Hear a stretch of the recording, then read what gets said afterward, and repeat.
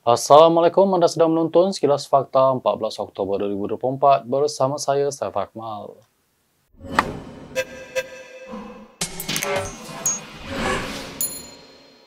Anak pengasas Alarkam akhirnya tampil bersuara hari ini mengenai kes kontroversi melibatkan JISBH. Menurut anak perempuan Asari Muhammad yang dikenali sebagai Kaula, pengikut JISBH tidak lagi mengikuti amalan kumpulan Alarkam yang difatwakan sesat. Memang JISB sendiri kita konsistenlah untuk tidak lagi mengamalkan lagi apa-apa ajaran yang telah dikatakan sesat ataupun salah, dan rasanya mungkin ada juga yang tahu macam mana kita sendiri dah mengikuti kursus-kursus oleh pihak berkuasa, termasuk daripada pihak Jabatan Agama sendiri, dan juga kita mengikuti juga proses istitabah yang telah dilakukan, dan setelah itu kita pun telah berkomitmenlah untuk tidak lagi mengamalkan apa-apa yang telah dilakukan sebelum inilah, mungkin daripada zaman Arkam dan setelah itu. Dalam perkembangan sama, satu sidang media diadakan semalam oleh sekumpulan 96 ibu bapa yang ditahan dalam operasi GISBH menuntut kerajaan memulangkan anak-anak mereka yang kini ditempatkan di bawah jagaan Jabatan Kebajikan Malaysia, JKM. Ketua Penerangan Bersatu Wilayah Persekutuan Tun Faisal Ismail Aziz tampil sebagai jurucakap kumpulan itu mendakwa sebahagian besar daripada 96 ibu bapa yang ditahan oleh polis bukan ahli GISBH. Tun Faisal menggesa kerajaan segera memulangkan sebanyak 174 anak-anak yang didakwa mereka dirampas dan disembunyikan secara tidak sah dari segi undang-undang.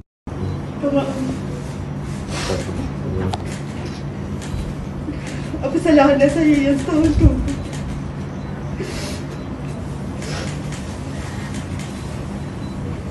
Anak-anak saya tu masih kecil-kecil. Yang paling besar pun umur 8 tahun, lelaki. Yang lain semua 6 tahun, 4 tahun, 3 tahun dan setahun. Saya harap pihak JKM boleh kembalikanlah anak kami. Saya tak tahu macam mana saya nak teruskan. Maksudnya kawan-kawan saya sendiri pun ada dah kesalahan awal disebabkan stres. Kami ikut dan kami bantu siasatan, tapi kenapa kami diperlakukan macam ni? Saja sikit.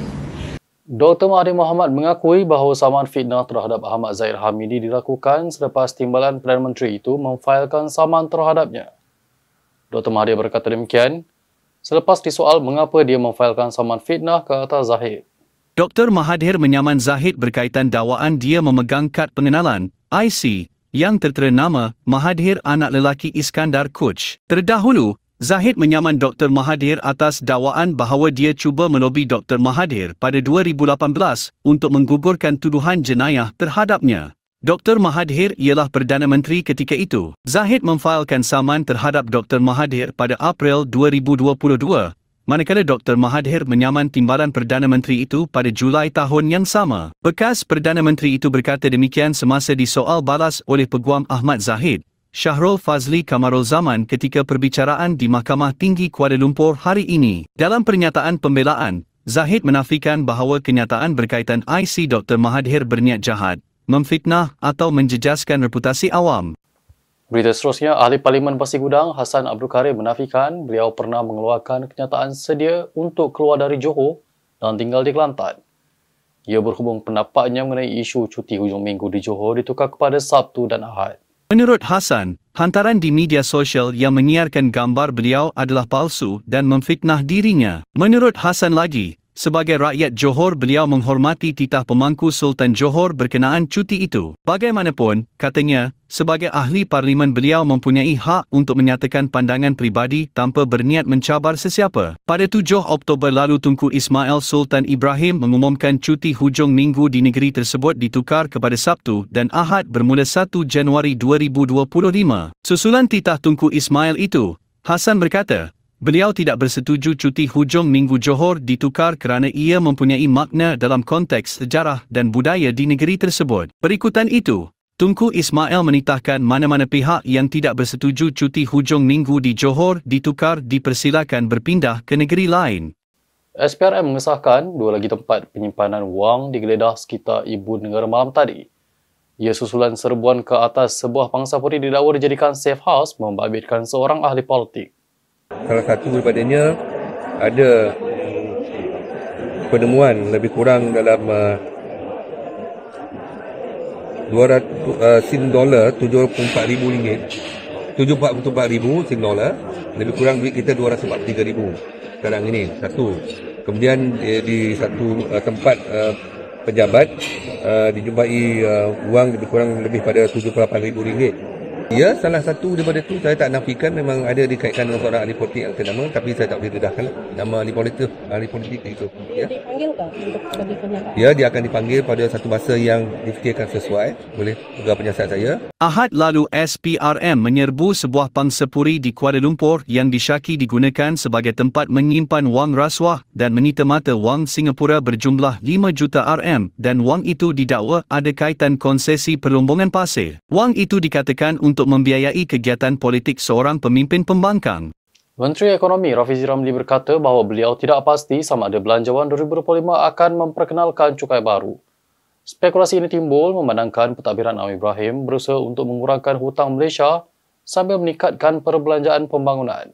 Bercakap kepada pemberita selepas berucap pada majlis di Pejabat Bank Dunia Malaysia, ahli Parlimen Pandan itu berteka-teki kebimbangan mengenai cara kerajaan merancang untuk menutup jurang fiskal tanpa cukai baru. Rafizi berkata kerajaan masih boleh mengoptimumkan perbelanjaan melalui penjimatan dan peraturan yang lebih ketat. Beliau meminta orang ramai menunggu pengumuman Perdana Menteri Anwar Ibrahim pada hari Jumaat ini sambil menegaskan beliau tidak tahu mengenai itu. Spekulasi mengenai cukai baru dibangkitkan melalui ramalan penganalisis bahawa Anwar Ibrahim mungkin akan mengumumkan lebih banyak langkah untuk meningkatkan pendapatan, termasuk mengenakan cukai harta pusaka. Anwar, yang juga merupakan Menteri Keuangan, telah berulang kali menyatakan komitmennya untuk mengurangkan hutang kerajaan. Hari ini, Rafizi menyatakan bahawa sebahagian besar penjimatan kerajaan persekutuan masih boleh dilaksanakan dengan pengurangan peruntukan yang tidak perlu dan merasionalisasi subsidi.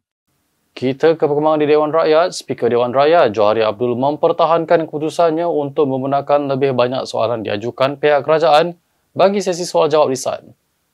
Johari menjelaskan kebenaran itu diberikan bukan bermaksud menghadkan suara mana-mana pihak. Kebenaran saya ini bukan bermaksud untuk menghadkan suara mana-mana pihak tetapi untuk memperluaskan suara dari backbenchers dan pembangkang dalam mengajukan pertanyaan bagi jawab lisan. Saya juga tidak rigid dalam penetapan ini dan akan mengkaji susunan ini dari masa ke semasa. Susulan itu beberapa ahli Parlimen Pembangkang banggun dan mengkritik tindakan Speaker. Kata nak jadikan kita ni check and balance. Ini check pun tak ada, balance pun tak ada. Sepatutnya soalan ni banyak daripada pembangkang. Sepatutnya soalan-soalan Parlimen ni bagi lebih pembangkang, baru bertanya kepada kerajaan. Ini backbencher tak payahlah tanya, you punya government sendiri. Kenapa?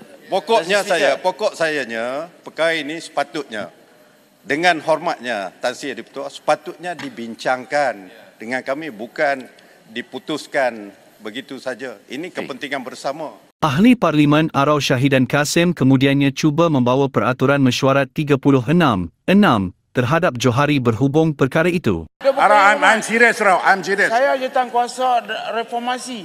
Apakah ini reformasi parlimen? Iaitu kembali... Arau tak boleh pakai 366 itu terhadap saya. Ya, mula-mula. Tapi saya terfikir balik, 366 kepada payah besar. Sebab ini... Kalau Arau gunakan setiap... Ini kerajaan perpaduan masyuran saya dan digunakan 366, kita sampai malam tak boleh bincang ni. Tak habis. Ya Muhammad, ini sangkaan jahat kepada kami tak bagus.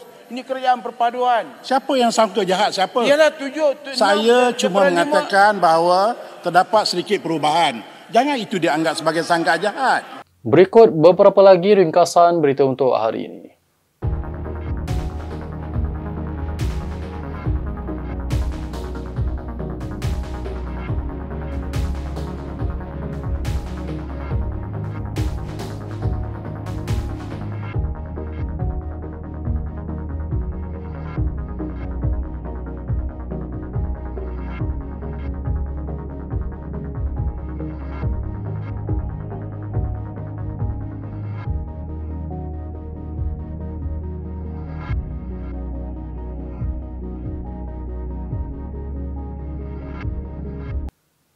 Sekian sahaja daripada saya, Saif Akmal, untuk sekilas fakta. Untuk lebih banyak berita, anda boleh melayari kinitv.com.